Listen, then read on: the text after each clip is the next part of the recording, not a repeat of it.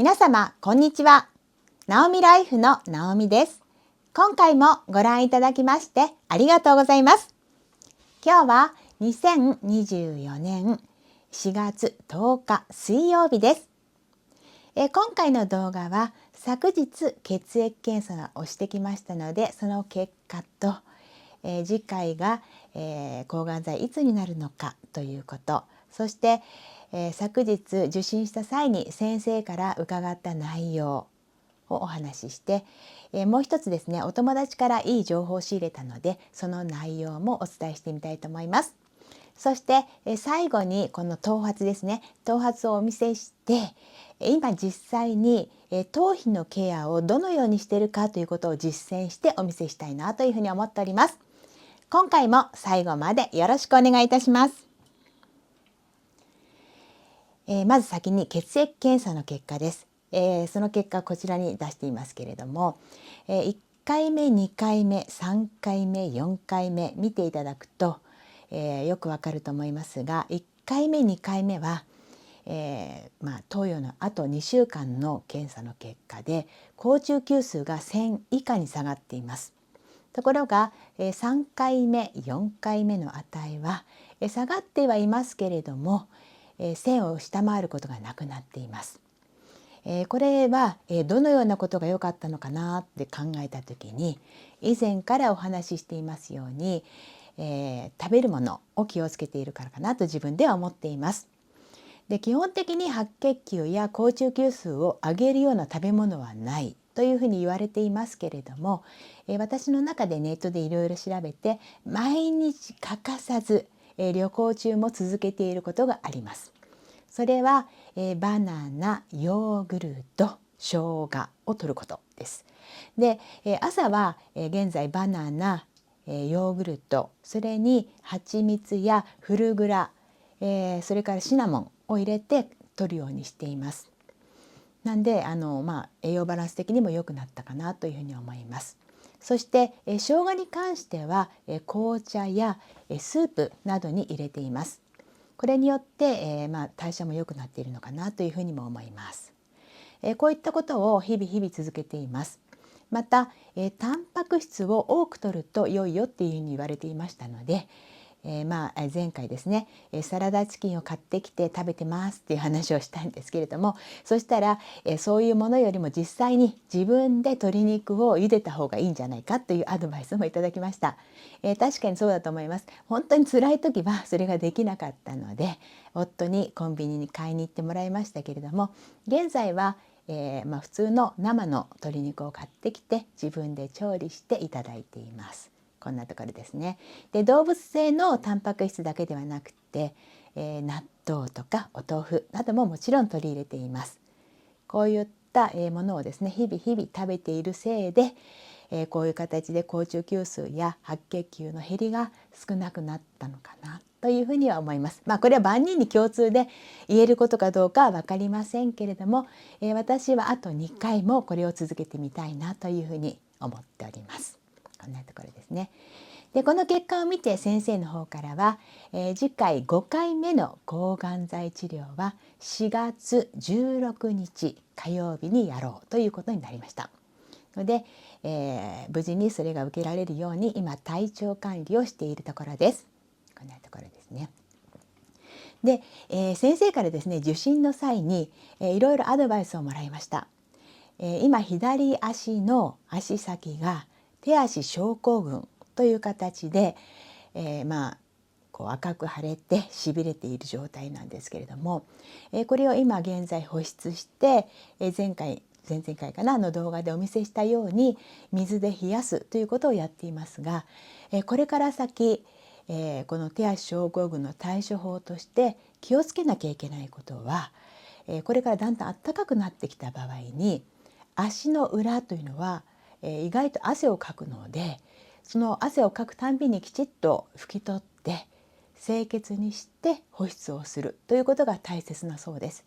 なんで、夏本当に汗をいっぱいかく時は保湿というよりも、シッカロールとかなんかで、保護してあげた方がいいのかなと思いますし、あるいは、厚手の靴下ですねを履いてこう刺激が伝わらないようにすることもいいことだというふうに言われていますので、それを実践してみたいなというふうに思います。これですね。であとはですね、しびれ具合があまりこう改善できていないので、この薬、タリージェという薬を飲んでいるんですけれども、今までは、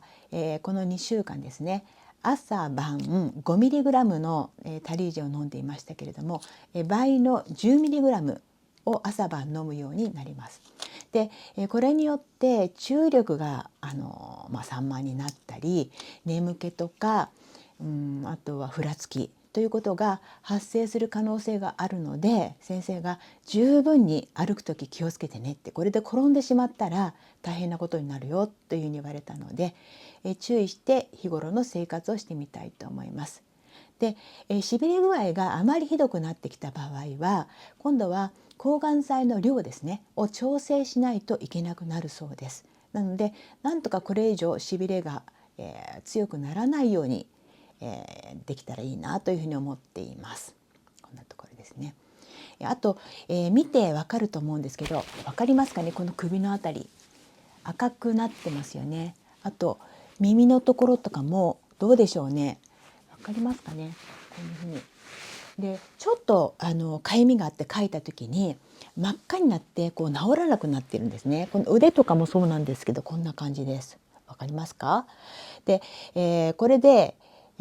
かゆみの薬を以前他の先生から出していただいたことがあったんですけれども、一向に治らなくて、主治医の先生に話をしたら、これは全然治す薬じゃ今までなかったからということで、こちらのキンダベートという副腎皮質ホルモンの薬を出していただきました。昨日1回塗っただけでも随分赤みが取れてると思うんですけれども、これをちょっととりあえず1日4回、塗ってごらんって言われて、処方していただきましたので、これを使っています。という感じですね。であと前回の抗がん剤を、やった後の話で漏れた話しましたよね。点滴の針からピュッピュッって飛んで左のここについてしまったっていう話をしたと思うんですけれども、その件をちょっと先生に話したんですね。そしたら先生がもうびっくりした顔して「え、そんなことあったの？」って「ちゃんと言った？看護師さんにちゃんと言ったの？」って言われたんで「いや、帰ってきてから気がついたから何にも言ってないです」って言ったら、先生が愕然とした顔でもう一点見つめて絶対やっちゃいけないことなのよそれはって、もう手につけるなんて絶対ダメって、もう万が一ついてもすぐに拭き取って処置しないとダメなのよって、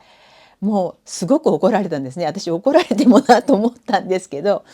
次回同じようなことが万が一あったら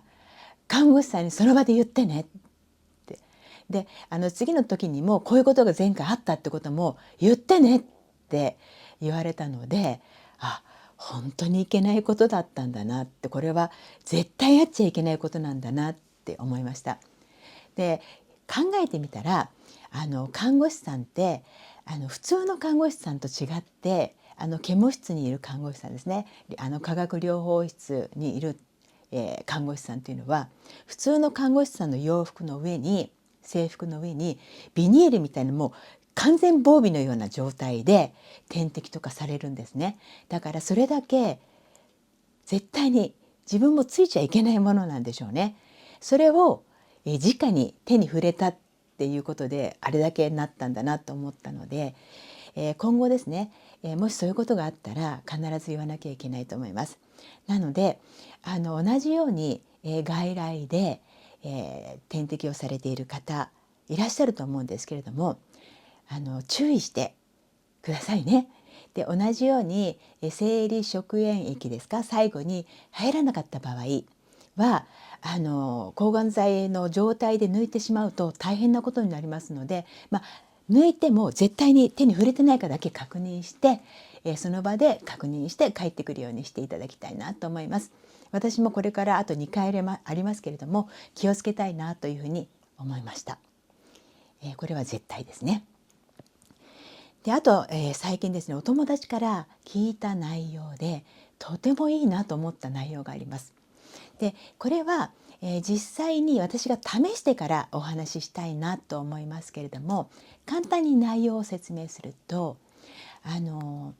抗がん剤のことも、がんの手術のこともなんでするのかって言ったら、生きたいからですよね。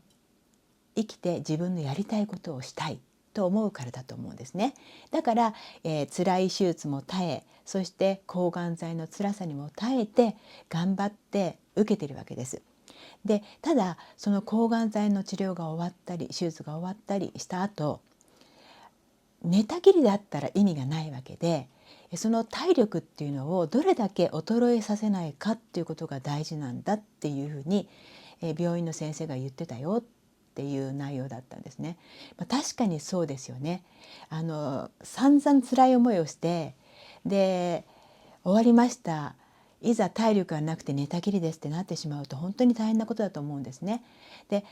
一生懸命耐えて頑張ってきたわけですから、なるべく、体力を戻せるような形が一番いいと思います。でその先生が言うには、辛い治療中であってもその時から体を動かすことが本当は良いと言われたんですね。ただ実際に自分が抗がん剤をやってみて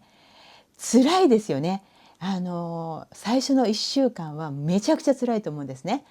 でその中でもベッドで横になっているだけじゃダメだっていうふうに言われていて、でその中でベッドの中でもできる運動というのを言われたので、実際今度ですね5回目を投与した時、1週間自分で辛い中でどれだけ、その先生が言われるように体を動かすことができるのかっていうのを自分の体で体験した後、こういうことはできましたよ、こういうことだったら皆さんもできるんじゃないですかっていうお話をしてみたいなと思います。本当に理想は理想だと思うんですけれども、実際にやれなかったら意味がないので、絵に描いた文字ではいけないので、実際自分で試してからこの件に関してはお話ししてみたいなというふうに思っていますので、もしよかったら、5回目抗がん剤投与した後の、動画も見ていただけたらなというふうに思います。さて、最後です。頭皮のケアのことですけれども、まずですね、帽子を取って今現在の状態を見ていただこうと思います。4回目を終えてからだいぶ抜けました。もうどうでしょうか。わかりますか？こんな感じですけど、この辺はまだあるんですけどね、頭の上とか結構だいぶ来てますね。でお友達にだいぶ抜けて頭皮が心配なんだっていう話をしたら、化粧水つけて保湿してるって言われたんですね。で私化粧水持っていなくて、通常もお化粧する時に皆さん化粧水をつけて乳液をつけて栄養クリームをつけてってやってると思うんですけれども、私すごく面倒くさくって、オールインワンジェルっていうんですか、ああいうクリーム系のものを顔に塗ってるだけなんですね。1回で終わるように。なんでそのベタベタしたクリームを頭に塗るのはちょっとどうかなと思って、化粧水持ってないよ私って友達に言ったら、私はこれ使ってるよって教えてくれたのがこちらなんですね。こちらです。なんで、これをですね Amazon で速攻で買いました。で定価よりもお安くて、それで、自宅にまで届けてくれるので、これはすごいなと思って購入しました。で実際に中身はこれなんですけれども、友達に言ったらパシャパシャつければいいんだよって言われたので今やってみます。でこれをこうやってですね、でこうやってパシャパシャつけてるだけです。これをお風呂上がりとか、乾燥した時ですね、ちょっとこう髪の毛がパサパサして、頭皮が乾燥したかなと思った時にこういう感じでパシャパシャパシャパシャつけてます。これによって、これは、薬用なんですけれども、乾燥を防ぐって書かれているのでちょうどいいのかなと思います。自分では頭皮を直接見ることができないんですけれども、夫がだいぶ抜けてきたなって、頭皮がよく見えるようになったっていうので本当に抜けてるんだなと思います。いかがでしょうか。こんな感じで私は、保湿をしています。皆さん化粧水持っていると思うので、ご自分の化粧水でやられてみたらどうかなというふうに思います。顔につけて、自分の顔につけて平気なものは頭でも多分平気だと思うんですけどね、いかがでしょうか。こんな感じです。私はこのような形でケアをしています。こんな感じですね。はい。でこうやって帽子をかぶっています。こんな感じです。抗がん剤の投与をしている方、手術をこれからされる方、いろんな方が見ていただいていると思います。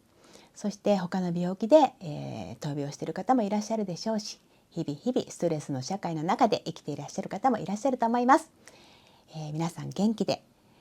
楽しく過ごせるようにみんな頑張っているわけですから、一緒に頑張っていきたいなというふうに思います。次回はですね、去年初めて参加したんですけれども、キャンピングカーバケーションという、キャンピングカーの集まりがあって、200台から250台ぐらい去年は集まったと思うんですけれども、今年は同じぐらい集まるかなと思っていますが、その集まりに参加します。で、大勢の中に参加するということはあまり良くないと思われる方もいらっしゃると思うので、本当に感染に気をつけながら、対応したいなと思っております。このイベントはすごく大きなイベントで、全国からやってくるので、今回九州から来るお友達にどうしても会いたくて参加することにしましたので、なるべく、気をつけながら、5回目の、投与が受けられるように十分注意していっていきたいなと思っております。今回も最後までご覧いただきましてありがとうございます。また次の動画でお会いできることを楽しみにいたしております。ありがとうございました。